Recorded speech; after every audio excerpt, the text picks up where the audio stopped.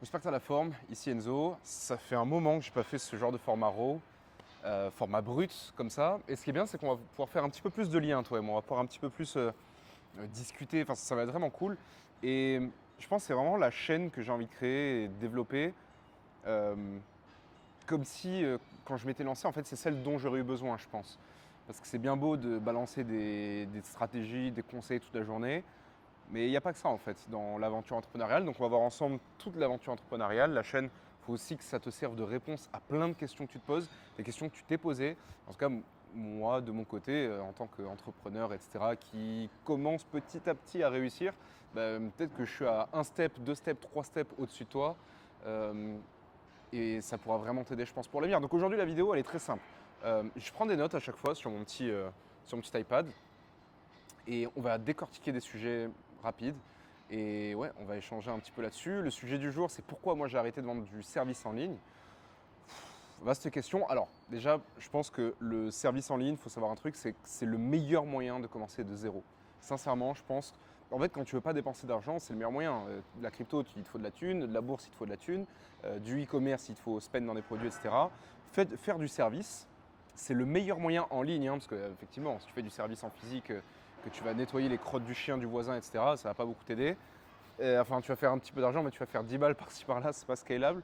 Donc c'est pour ça qu'on se met vraiment en ligne. Je pense que c'est le meilleur moyen de faire son premier argent en ligne, de vendre du service. Après, il y a des nuances. Par exemple, je suis resté dans le service, mais je ne vends plus de service. On verra ça après. Et moi, globalement, j'ai arrêté de vendre du service en ligne parce que déjà, c'est pas assez scalable. Avant, il faut savoir que moi, j'avais une agence.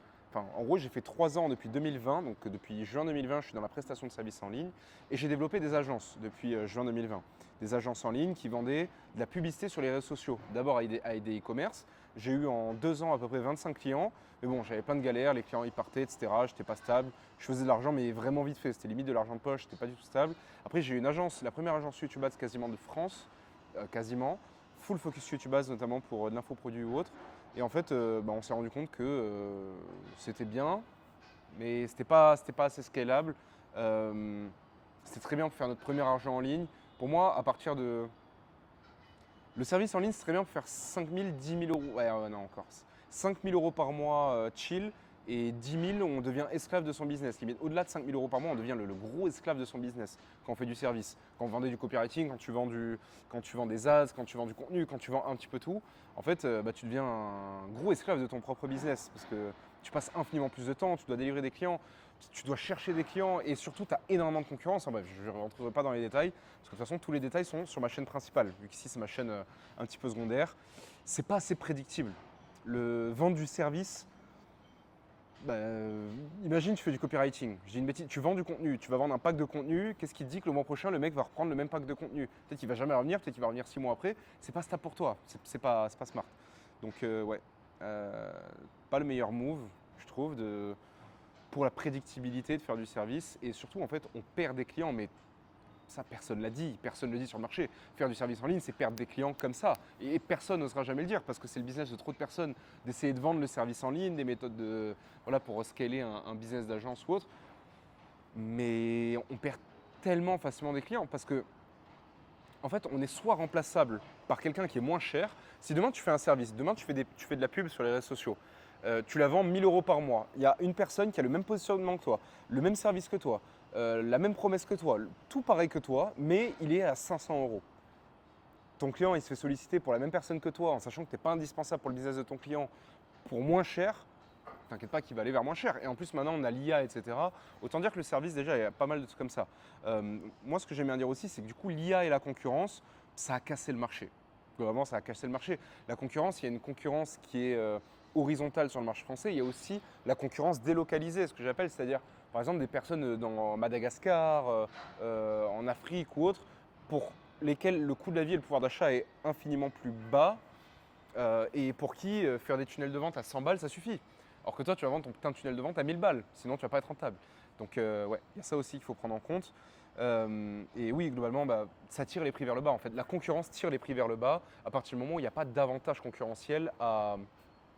Enfin, si tu n'as pas d'avantage concurrentiel par rapport aux autres, ton prix va littéralement être vers le bas. Je reprends le cas des ads. Si tu fais rien de plus que les autres en termes d'ads, et que tu as des concurrents qui font pareil que toi, que les barrières à l'entrée elles sont faibles, etc., c'est la fin. C'est fini. C'est le début de la fin. Parce que tout le monde va avoir le même service. Celui qui va gagner, c'est celui qui va mettre le prix le plus bas. C'est celui qui va avoir le plus de demandes. C'est juste comme ça que ça se passe. En fait, tu restes pas indispensable pour le client. Tant que tu n'es pas indispensable pour le client, il peut se séparer de toi comme ça et aller chez le concurrent le moins cher. C'est comme ça que ça marche aujourd'hui, surtout en 2026. On le voyait déjà en 2025. Là, ça va être terrible. Je vois qu'il y a des IA, il y a Claude Cower qui vient d'arriver. Enfin, c'est des trucs de psychopathes, c'est des trucs d'automatisation, mais complètement dingue. Ça va mettre des gens au chômage comme pas possible. Euh, Également, il y avait de la pression, c'est-à-dire de la pression au niveau de la concurrence de nouveau. Quand tu as un client et qu'il te met il peut te mettre de la pression en mode bah, n'oublie pas Enzo, je reçois 10 messages par jour de mecs qui font exactement comme toi. Donc oublie pas ça. Oublie pas que du jour au lendemain, bah voilà, tu peux partir, etc. Alors ça m'arrivait pas tout le temps, évidemment, mais c'est toujours de la pression désagréable qu'on peut avoir dans le service. Également, j'en avais marre d'être vu comme un simple prestataire qu'on n'estime pas du tout. C'est-à-dire que vous, en tant que prestataire, ils s'en foutent de vous, hein. Vos clients s'en foutent de vous. Vous êtes quelqu'un dans le business, vous n'êtes pas partie intégrante du business. Pour eux, c'est très simple. Vous êtes un externe, vous êtes externalisé. Quand ils font appel à vous, vous êtes un service externe qui se plug à la boîte. Vous ne faites absolument pas partie de la boîte.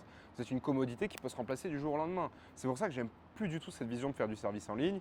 Et j'étais vu comme un simple prestataire qu'on n'estimait pas beaucoup. Voilà, enfin, j'étais le mec des ads dans la boîte et c'est tout. J'étais absolument pas indispensable pour mon client. Si vous voulez me remplacer, vous pouvez me remplacer avec quelqu'un qui faisait pareil que moi. Son business, il n'allait pas couler parce que du jour au lendemain, il n'y avait plus mes ads à moi. No sense. Et c'est comme ça, je sais, pour énormément de personnes. Toi, tu te reconnais d'ailleurs peut-être si tu fais du service en ligne, quel que soit le service que tu vends, je suis prêt à parier que tu es remplaçable. Tous les services en ligne aujourd'hui, tout le monde est remplaçable. Parce qu'il y a forcément des concurrents sur ta niche. Tu fais des chatbots IA, tu es remplaçable. Tu fais du content, tu es remplaçable. Partout, tu es remplaçable. Aujourd'hui, sur le service, tu es remplaçable partout. Sauf avec ma méthode, enfin pas ma méthode, mais sauf avec mon modèle. Il y reviendra après. Je dis pas ça pour te vendre mon modèle, hein. Attention. Je dis pas que j'ai le meilleur modèle non plus. Je dis juste que c'est un modèle qui m'a permis de passer d'un prestataire qui galérait pendant 3 ans à avec 8 clients, enfin je devais avoir 10 clients pour faire 10 cas par mois. Aujourd'hui, il me faut un client pour faire 10 cas par mois. Mon client, je le garde sur du long terme. J'arrête de perdre mes clients. J'ai une relation amicale avec eux. On part en vacances ensemble. Avant, j'avais une relation cordiale et on ne m'estimait pas ma juste valeur. C'est ça qui a changé avec ce modèle. Et surtout, je suis dans un modèle où je suis indispensable pour mon client. Sans moi, mon client, son business, il coule. Et c'est ce qui fait aussi que j'ai une LTV qui est énormissime. Énormissime. C'est ce qui fait aussi que je garde mes clients depuis 2 ans. Ça fait 2 ans que j'ai les mêmes clients. Mes clients, ils sont complètement heureux de me payer 5 000, 10 000 balles par mois. Ils savent en fait à quel point ils ont un retour sur investissement à me payer comme ça. Ils savent à quel point le mec qui me paye 10K, je lui ai mis 50K dans sa poche minimum le mois dernier, s'il me paye 10K. C'est aussi simple que ça. Donc, également, du coup, j'en avais marre du manque de récurrence. J'avais pas assez de long terme et de stabilité. Manque de récurrence, parce que non pas que j'avais des prestations one shot, hein. Moi, alors, mais j'imagine même pas ceux qui ont des prestations one shot, les copywriters et tout, ça doit être terrible. Terrible. Moi, je faisais les ads. Et donc, les ads, c'est récurrent. Tous les mois, le mec qui peut avoir besoin de moi, le client. Et malgré ça, putain, j'ai le hockey. Je suis pas le hockey quand même. Ce serait dingue en vidéo. J'espère pas. Et en vrai, le manque de récurrence chez moi, il était marqué par le fait que je perdais mes clients. Au bout de 3 mois, mon client il venait et il me disait Enzo, j'adore bosser avec toi, c'est cool, mais je dois payer la pub, je dois payer les frais d'agence, je ne sais pas exactement combien ça me rapporte, j'arrive pas à convertir les leads. Vu que le mec n'arrive pas à convertir le leads, il ne fait pas d'argent et donc il est à perte. Il doit me payer moi. Oh. Oh. Eh oui. J'habite sur le boulevard, forcément. Le bruit de voiture statutaire. Et donc, le mec, il paye une agence, il paye les pubs. Forcément, s'il ne fait pas mal de cash le mois à donner, il n'est pas positif. Il doit avoir genre minimum entre 3 000 et 5 000 balles, tout compris avec les pubs, etc. qui sortent. S'il ne fait pas minimum 5 000 balles de son côté, moi je lui donne des leads. S'il n'arrive pas à les convertir ou qu'il ne fait rien pour les convertir ou qu'il n'y a pas de tunnel pour les convertir, c'est des leads qui tombent dans la base mail et qui doivent être recyclés, etc. Également, j'en avais marre d'être plafonné très vite. Bah, en fait, quand tu fais du service, tu es plafonné à quelques milliers d'euros par mois, mais instant, genre très très vite. Tu... En fait, ça devient dur d'aller chercher de nouveaux clients et d'accumuler les clients parce que si tu essaies d'accumuler les clients, tu vas devoir aller plus faire de l'acquisition. Si tu mets plus de temps et d'énergie dans l'acquisition, c'est-à-dire que tu mets moins de temps sur tes clients actuels. Si tu mets moins de temps sur tes clients actuels, ça veut dire que potentiellement tu mets moins d'input, d'énergie et donc ils ont moins de résultats. S'ils ont moins de résultats, ils sont moins satisfaits, ils se barrent. Mais donc en fait, tu as voulu signer de nouveaux clients pour te faire scale, mais tu as juste fait fuir ceux que tu avais déjà pour en chercher de nouveaux qui te permettent de rembourser le fait que tu en aies fait partir. Donc en fait, tu stagnes. Tu vas prospecter constamment, mais tu stagnes. Et en fait, c'est ce que j'aimais vraiment pas dans le service. Et c'est pour ça que j'ai arrêté de vendre de la prestation comme ça. Et que pour moi, le modèle prestataire, agence, freelance, il va avoir ses limites plus que jamais en 2026. C'est ma vision. Donc du coup, ouais, j'en avais marre forcément de la concurrence. J'en avais marre d'avoir aucune relation avec mes clients. C'était vraiment presque hypocrite. Genre, fin du mois, on se regardait dans le blanc des yeux. Je les regardais, je disais, alors combien vous avez fait ce mois-ci? Vu que vous avez apporté 500 litres, 600, 800 litres sur la table, combien vous avez fait? Le mec, il me sort 300 euros. Je fais, mais comment c'est possible? Comment c'est possible? Tous les leads que je t'ai rapportés, j'ai fait de la préqualification, mais comment c'est possible? Et là, je bug. Je me dis, mais attends, ils sont évaporés, mes leads. Qu'est-ce qu'il en a fait? Il les a mis à... Enfin, il les a vendus à une autre boîte, c'est pas possible. Et en fait, c'est là que je me suis rendu compte qu'ils faisaient n'importe quoi des leads que j'ai donnés, que je leur donnais mes clients. Ils faisaient n'importe quoi. Et c'est là que je me suis dit, en fait, mon modèle, il a des limites. Parce que mon modèle, il va chercher de l'acquisition, mais je ne gère pas la conversion, je ne gère pas le tunnel, je ne gère rien. Je gère juste le fait de capter le lead. Si lui, il ne convertit pas de son côté, il n'est pas rentable, il ne peut pas me garder avec lui, il ne fait pas d'argent. Ça ne sert à rien, en fait. Donc c'est là où j'ai vu que mon modèle avait vraiment des limites. Et c'est comme ça que je me suis repositionné après sur mon modèle à moi, Scale Partner, qui était infiniment plus avantageux parce que je gérais tout. Je gérais tout. Et je gère actuellement tout, c'est génialissime. Également, j'en avais marre forcément de perdre des clients alors que j'avais des bons résultats. Ah, je crois qu'il y a la bourge qui scintille là-bas. J'en avais marre de perdre des clients alors que j'apportais des bons résultats. Et alors ça aussi, ça a dû forcément t'arriver. Mais forcément t'arriver. Si tu es prestataire de service en ligne, j'en avais marre que mes clients ils me sollicitent genre à 23 heures, des fois pour des trucs que je suis même pas censé faire, pour des trucs qui n'ont rien à voir. Enzo, est-ce que tu peux envoyer un mail à Cousine, je suis média buyer. Je suis pas ton assistante virtuelle. Donc non, c'était un peu pénible. Mais ça, c'est un truc qui arrive, je dirais, un client sur 5. Il y a un client sur 5 qui va te solliciter pour que tu fasses des extras que tu n'es pas censé faire. Des trucs que tu n'as rien à voir en fait. Également, j'en avais marre de bosser sur des niches qui n'avaient pas énormément de potentiel. En fait, il faut savoir que dans le service, les meilleurs prestataires sont plugués les meilleurs clients dans le service, quand tu vas vouloir leur vendre un truc, ton meilleur client, celui que tu veux absolument, il est soit plugué chez un des meilleurs prestataires, une des meilleures agences, soit il est plugué sur des plus anciennes, qui ont du passif, qui ont du back-end, qui ont de la social proof, qui ont plus de témoignages que toi, qui ont plus d'avis que toi, qui ont plus de résultats que toi, qui ont tout de plus que toi. Et donc, forcément, les meilleurs acteurs du marché vont soit vers les meilleurs actuels, soit vers les plus anciens. Ils ne font pas confiance à un petit gars ou une petite meuf comme toi derrière ton écran qui a un ou deux clients, qui fait 4-5 cas par mois, qui manage des budgets de 5000 balles par mois en ad. Non, ils n'en ont rien à faire de ça. Donc forcément, qu'est-ce qu'ils font?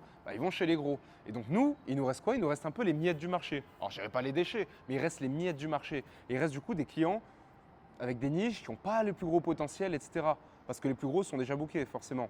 Et les meilleurs clients sont capables de mettre du budget. Ils disent moi je suis capable d'investir parce que tu es la meilleure agence, parce que tu es la plus ancienne, parce que peu importe. Mais ils ne vont pas investir de grosses sommes chez vous. Ils n'ont aucun intérêt à investir de grosses sommes chez vous. Aucun. Également, j'avais aussi j'en avais marre juste des clients relous qui n'avaient pas énormément de potentiel. Parce que tu peux rien en faire. Même si tu es le meilleur copywriter du monde, le meilleur media buyer, le meilleur prestataire, la meilleure agence, tu peux être tout ça. Moi, je considère même aujourd'hui en tant que scale partner que si demain tu me donnes un client infopreneur qui n'a pas un énorme potentiel ou qui n'a juste pas de potentiel du tout, si ton infopreneur il n'a pas de potentiel, moi j'ai beau avoir fait 6 millions en ligne avec mes clients sur les 2 dernières années, je ne suis pas magicien, je ne peux pas faire péter le mec comme ça. S'il n'a pas de potentiel, il n'a pas de potentiel. Je ne pourrais rien y faire factuellement. C'est comme ça. Donc pour moi, travailler, quelle que soit la niche, quel que soit le service, avec un client qui n'a pas de potentiel, no sense. tu feras pas d'argent avec, ou alors tu feras de l'argent 1 mois, 2 mois, 3 mois, il sera déçu, la collaboration va s'arrêter, tu vas retourner prospecter. C'est tout ce que tu vas faire, malheureusement. Ah oui, forcément. Des clients aussi qui sont largués en marketing. En fait, tu parles à des clients qui ne comprennent pas l'utilité et la valeur que tu peux apporter dans leur business. Si ton client il est largué en marketing et qu'il n'arrive pas à évaluer vraiment la plus-value que tu peux avoir dans sa boîte, c'est super compliqué. Ça freine tes idées, ça freine ta créativité, ça freine tes idées de scaling que tu avais pour eux. Ça freine énormément de choses. Et même le mec est complètement largué. Tu vas lui dire on va doubler le budget pour scaler, machin. Il va dire pourquoi doubler le budget? Moi j'ai un budget mensuel à respecter. Ouais, mais tu as un budget mensuel à respecter, mais tu peux faire x2. Si tu fais x2 peut-être sur ton budget ou x2,5. Et ça, en fait, ils ont vraiment du mal à comprendre. Et pour avoir eu 25 clients en e-commerce et une dizaine d'infopreneurs quand j'avais l'agence YouTube Ads et en tout avoir signé plus de 10 clients en tant que une dizaine de clients en scale partner, je me rends compte en fait à quel point le niveau d'éducation d'un prospect, quelle que soit la niche, est super important dans une collaboration pour bosser avec lui. C'est super important. En fait, si tu te bosses avec quelqu'un qui est largué et qui dit non, non, mais toi tu gères, je te laisse les rênes, etc., c'est faux. Ils vont vous laisser gérer 2-3 trucs la première semaine et après ils vont revenir à la charge. Enzo, non, je suis exigeant, il faut faire ci, il faut faire ça, il faut faire ça. Alors qu'ils connaissent rien du tout. C'est ceux qui mettent le plus de barrières. Un client relou, un client chiant, un client qui comprend pas la valeur que tu peux apporter, un client qui est une pince, qui n'est pas prêt à dépenser du budget marketing, un client qui ne comprend pas que ça peut être bon pour lui d'allouer du budget marketing pour sa boîte. C'est trop dur, c'est beaucoup trop dur. Et toi, en tant que prestataire, c'est pas ce que tu veux, je pense. C'est absolument pas ce que tu veux. Quelqu'un avec qui tu dois te battre pour faire comprendre que des idées et lui faire un niveau d'éducation suffisamment haut, c'est pas ton job. Toi, tu dois arriver. En fait, en tant que prestataire, tu dois arriver avec quelqu'un qui a des douleurs, qui connaît ses douleurs. Et une fois qu'il connaît ses douleurs, qui sait que tu as la solution et qui est prêt à te faire confiance parce qu'il sait que tu vas régler son problème le plus profond dans sa boîte. Et il te donne toutes les ressources pour. Il te fait confiance. Un client, ça doit être ça. Et c'est ce genre de client qu'on attire en tant que scale partner. Et c'est pour ça que du coup, je ne fais plus de service. Du coup, ce qui a vraiment changé pour moi en tant que scale partner, c'est que tous les points que j'ai listés pour lesquels je ne suis plus prestataire de service en ligne, c'est les exacts mêmes points qui font que je suis devenu scale partner. C'est aussi simple que ça. Tous les points que j'ai listés, c'est pour ça que je suis plus prestataire. Et ça a duré 3 ans quand même. C'est-à-dire que pendant 3 ans, je me suis dit, attends, Enzo, il y a un moment, il y a un problème, etc. Ça a pop dans ma tête au bout de 3 ans. J'ai été long à la détente. Donc j'espère aujourd'hui que vous, si vous êtes prestataire ou autre, vous ne serez pas long à la détente et que grâce à cette vidéo que je vous fais aujourd'hui, peut-être que vous allez avoir un petit déclic et capter direct et vous dire, ah, peut-être que je suis plus au bon endroit au bon moment. Il va falloir que je prenne mes clics et mes claques de la prestation de service et que je me réoriente sur autre chose. Alors ça ne veut pas dire que vous ne devez pas faire de service. Regardez, moi je suis scale partner en infoproduit. Je fais du service fondamentalement, mais c'est juste qu'au lieu de délivrer un service, je gère tout l'écosystème marketing de mon client. Il me fait confiance, il sait qu'il a besoin de moi, il sait qu'il a une douleur, il sait qu'il n'a pas le temps, l'énergie, les ressources et l'envie tout simplement de scaler son offre d'infoproduits et également les compétences. Donc il fait appel à moi, je le close sur un deal au pourcentage win-win qui me permet d'être ultra scalable et d'avoir des clients qui me payent 3 000, 5 000, 10 000, 15 000 euros, parfois même 20 000 euros par mois par client. Et donc mon job, c'est juste plus faire de la pub et te dire tiens, prends tes listes, démerde-toi et paye-moi à la fin du mois mon fixe, en sachant que tu peux te barrer parce que peut-être que tu ne seras pas rentable, mais c'est de dire ok, maintenant on est une équipe, je ne suis pas ton prestataire, je suis ton partenaire, je suis ton associé, on va prendre la vision globale de ton business, je vais tout gérer de A à Z dans Done for You, donc je vais m'occuper en fait, je vais être le cerveau. Alors quand je dis en Done for You, c'est pas moi qui fais les calls de closing, c'est pas moi qui fais le setting, voilà, moi je suis le cerveau. Mon but c'est d'être associé et partenaire de mon client et de plugger les équipes, plugger les logiciels, etc. Pour donner un exemple, aujourd'hui, chaque client me prend 1 heure par jour. L'après-midi, je peux bosser avec mes élèves et le matin, je bosse sur mes clients infopreneurs. 1 heure par jour, c'est royal. Alors forcément au début, quand vous lancez votre client, pour être honnête, au début, ça ne vous prend pas 1 heure par jour. Les quelques premières semaines, ça va vous prendre facile une demi-journée par jour. Mais parce que vous devez tout set up chez lui, vous devez apprendre, etc. Par contre, en rythme de croisière, quand ça se passe bien, quand les systèmes sont en place, quand il y a des équipes qui tournent, 1 heure par jour maximum. Il y a des clients qui m'ont déjà payé 15 000 euros par mois. Je passais 20 minutes à 30 minutes par jour à faire du micromanagement. C'est quel partenaire? Aussi simple que ça. Donc voilà ce qui a changé un petit peu dans ma vie de prestataire en ligne. Voilà pourquoi j'ai aussi arrêté de vendre du service. si ça peut t'aider à arrêter potentiellement cette vision de faire du service, moi je ne pense pas que le service forcément va s'arrêter. On aura toujours besoin de prestataires en ligne, forcément, on aura toujours besoin de… Mais c'est juste qu'il faut revoir ce rôle, il faut revoir cette vision de faire du service. Pour moi, le prestataire, l'agence et le freelance, il a plus sa place, il va dégager. C'est out. C'était déjà out déjà un petit peu il y a quelques années. Pourquoi on commence à savoir que c'est out? Parce que quand on commence à avoir un niveau de contrainte comme je l'avais alors que je ne scalais pas, en fait j'avais un niveau de contrainte de mec qui scalait très fort. J'avais un niveau de contrainte de mec qui scalait extrêmement fort alors que je faisais entre 3 000 et 10 000 euros par mois. Tu fais entre 3 000 et 10 000 euros par mois, tu vends du service, tu n'as que quelques clients, comment ça se fait que c'est galère pour toi de trouver de nouveaux clients, de gérer ces clients? Comment ça se fait? Parce que le modèle de service tend et évolue vers une complète transition, vers un modèle qui ressemble à ce que je fais, c'est-à-dire être scale partner. Et c'est pour ça qu'aujourd'hui, j'ai beaucoup moins de contraintes en faisant plus de 35 000 euros par mois en tant que scale partner, avec 4 clients, plutôt que quand j'accumulais les clients qui me payaient 1 200 euros par mois chacun avant.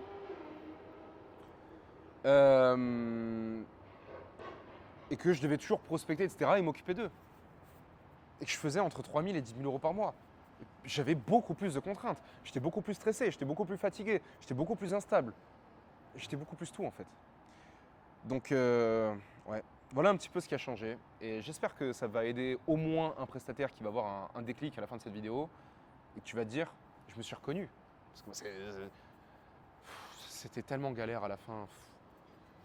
En fait, je passais mes journées à prospecter à la fin. Je passais entre 6 heures et 8 heures par jour à prospecter pour avoir des personnes au téléphone qui ne comprenaient pas que je pouvais lui apporter un truc. Et ça, c'est encore plus frustrant d'avoir un mépris perpétuel des personnes sur les réseaux sociaux qui méprisent les agences, etc. parce qu'ils savent que agence, c'est red flag, parce que le terme agence a été de plus en plus red flag, parce qu'il y a des prestataires en ligne qui ont fait aussi un peu n'importe quoi, parce qu'il y a justement trop de concurrence. Il ne faut pas oublier un truc, c'est que le fait qu'il y a eu énormément de concurrence ces dernières années, ces 5 dernières années dans la prestation de services en ligne, ça a augmenté les exigences des clients et ça a augmenté aussi le fait qu'ils pètent en gros plus haut que qu'ils prennent un gros melon. Parce qu'en fait, ça leur donne tellement le choix qu'ils vous méprisent. En fait, vos clients, à la fin, ils vont être dans ce truc de « Ok, encore une agence qui vient me contacter. Qu'est-ce qu'il va me dire celui-là? De toute façon, moi, j'ai le choix. J'ai 10 agences par jour qui viennent me contacter. Ok, dis-moi ta solution, ça ne m'intéresse pas, tu dégages. » Et en fait, vous êtes méprisé comme ça. Vous êtes une photocopie. Vous êtes une photocopie dans le photocopieur. Et moi, je ne voulais pas être une photocopie. Et je pense que toi, quand tu t'es lancé dans le service en ligne et dans l'entrepreneuriat en ligne de manière générale, tu t'es pas dit « Je vais me lever le matin et j'ai envie d'être une photocopie ». Tu veux être unique, tu veux être indispensable pour ton client. Et le seul moyen que j'ai trouvé aujourd'hui, c'est de devenir scale partner. C'est de gérer tout l'écosystème de nos clients infopreneurs.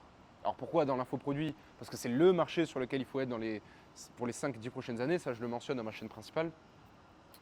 D'ailleurs, le lien est en bio pour ma chaîne principale. C'est là où je délivre toute la valeur au niveau d'être scale partner, comment devenir scale partner, etc. Vraiment la totale de A à Z. Ici, on va moins parler de ça. On va être plus proche, toi et moi. Je suis sûr qu'on va devenir potes. Je suis sûr qu'à terme, on va devenir potes. Et si on ne devient pas potes, on se croisera. On se croisera dans un événement ici à Dubaï, on se croisera dans un événement ailleurs, on se croisera en France, peu importe, on va se croiser, c'est sûr. Si tu regardes déjà cette vidéo, si tu es tombé sur moi, c'est qu'il y a des ondes, il y a des énergies, it means to be. C'est qu'on devait se croiser d'une manière générale dans la vie, que ce soit en ligne, que ce soit par DM Instagram, que ce soit on se croise dans la rue, qu'on se croise à un événement, qu'on travaille ensemble directement, si tu rejoins mon accompagnement un jour, peu importe. It means to be. Cette vidéo, elle n'est pas tombée là par hasard. Moi, je ne crois pas à ça. Je pense que chaque personne sur qui on tombe sur les réseaux sociaux, il y a une bonne raison. Il y a tellement de créateurs de contenu en ligne. Comment se fait que tu tombes sur moi et pas sur quelqu'un d'autre, tu vois? Posons-nous les bonnes questions. Donc voilà un petit peu par rapport à tout ça. On va passer sur un autre sujet parce que je pense que j'ai bien décortiqué le truc. Je n'ai pas envie d'être trop pessimiste non plus. Je pense que le service en ligne, ça marchera toujours. Je pense qu'il y a 1 ou 2, 5 peut-être % des prestataires en ligne qui vont vraiment bien se brouiller parce qu'ils ont un très bon service, c'est les meilleurs du marché, ou alors ils sont là depuis longtemps, ou alors qu'ils ont un truc super innovant, novateur, et ils vont être là pour les 2 ans à venir, et après ils vont tomber dans le niveau de contrainte dont je vais parler. Mais je pense pour 9 prestataires sur 10, dont toi peut-être qui te reconnais derrière la cam, tout ce que j'ai dit aujourd'hui, je pense que ça te concerne d'une manière ou d'une autre. C'est une certitude. Et c'est la parole d'un mec qui a vraiment galéré. Moi, j'avais des rêves plein là. Là où je suis, là, je l'ai visualisé 3 ans. C'est le roof. D'ailleurs, on est sur le rooftop de mon immeuble là. Il est ouvert il n'y a pas si longtemps que ça. Là, on est sur le rooftop. Et en fait, il y a un bruit colossal parce qu'en fait, il y a des travaux. Donc j'espère qu'on entend bien. Et au pire, bah, de toute façon, voilà, on va essayer de changer d'angle, etc. de temps en temps. Mais ouais, c'est le message que je veux vraiment faire passer au cours de cette vidéo. C'est que le fait d'être prestataire de service, j'en ai l'intime conviction. Je connais le marché du service par cœur, mais vraiment par cœur. J'ai fait des milliers de prospections, des centaines de rendez-vous, plein de niches confondues. J'ai galéré dans tout. J'ai fait du cold call, j'ai fait du cold email, j'ai fait tout ce que tu peux imaginer, je l'ai fait dans le service. J'ai tout fait. J'ai fait toutes les erreurs possibles et inimaginables, toutes les méthodes, toutes les stratégies d'acquisition. J'ai tout rincé, j'ai tout fait. Alors l'avantage, c'est que je suis légitime aujourd'hui à dire ce qu'il ne faut pas faire. Quand je dis un truc qu'il ne faut pas faire, c'est que j'ai la certitude qu'il ne faut pas le faire. Donc ça, c'est bien aussi. Et c'est cette expérience de 3 ans où j'ai galéré. D'ailleurs, j'ai mis 8 mois avant d'avoir mon premier client, après des milliers de prospections, etc. pour dire à quel point le marché du service aussi, c'est en déclin aussi. Pour moi, si tu mets des mois et des mois à trouver ton premier client, c'est que si tu fais du volume, c'est que ton offre elle est plus bonne. Si ton offre elle est plus bonne, c'est que ton service est plus bon. Si ton service est plus bon, c'est que tu n'es plus dans les clous du marché. Si tu n'es plus dans les clous du marché, c'est que tu n'as rien à faire avant de cette offre-là. Sinon, bah, tu vas juste être dans la même galère dans 1 an, 2 ans, 3 ans. Et en fait, c'est ça le problème. C'est aussi le message que je veux passer dans cette vidéo. C'est que si tu te reconnais à minima un petit peu dans ce que j'ai dit aujourd'hui, il faut absolument que tu aies ce déclic de dire je suis peut-être plus au bon endroit au bon moment. Et il ne faut pas s'entêter à rester au bon endroit. Enfin, il ne faut pas s'entêter à rester sur un truc qui ne marche pas ou qui ne marche plus. Là, le risque, c'est de se dire je persévère dans un truc qui ne marche pas. C'est de persévérer dans un service que je vais me trimballer au bout du pied comme un boulet à la cheville sur 1 an, 2 ans, 3 ans. C'est ce que j'ai malheureusement, je l'ai fait malheureusement. Ça m'a mené nulle part. Alors j'ai fait quelques milliers d'euros en ligne, je suis très à l'aise dans la prospection, ça m'a donné des skills, mais en termes financiers, etc., j'ai pas changé de vie. C'est pas le service qui m'a fait changer de vie. C'est pas la prestation de service 1.0, c'est le fait d'être scale partner. Enfin, rendez-vous compte, en 3 ans, j'ai dû générer quelques dizaines de milliers d'euros en 3 ans dans le service en ligne avec mon agence d'ADS. Et dès que je suis passé scale partner, je suis passé à 6 500 euros mon tout premier mois, deuxième mois 17 000 euros, troisième mois 32 000 euros. J'ai plus jamais fait un mois en dessous de peut-être 22-25 000 euros depuis ce moment-là. 2 ans, là je vous parle 2 ans après, c'est plus jamais arrivé. Comment on l'explique ? Je ne suis pas devenu un super humain, je n'ai pas changé fondamentalement, j'ai des skills que j'ai gardés, que j'ai fait évoluer dans le service. Ensuite, dès que je suis devenu scale partner, je n'ai pas des skills qu'on pop du jour au lendemain pour faire 6 500 euros. Non, je suis allé au bon endroit au bon moment. Et j'étais la même personne, et j'avais les mêmes skills, et j'étais tout pareil en fait. C'est juste que je me suis mis dans un endroit où on avait besoin de moi, où je pouvais me rendre indispensable pour certains business. Scale partner en infoproduit. Donc, c'est pas pour vous motiver non plus à vous dire « Oh là là, il faut absolument que tu deviennes scale partner ». Non, c'est pas le message de la vidéo. Le message de la vidéo, c'est si en tant que grand frère du service en ligne, je peux t'aider à prendre une décision qui peut-être va te permettre de gagner des semaines, des mois et des années parce que peut-être tu ne doutais pas ou tu n'avais pas la certitude de ce que je te dis aujourd'hui, bah aujourd'hui tu as la certitude. Ok ? Bon, allez, on passe à la suite.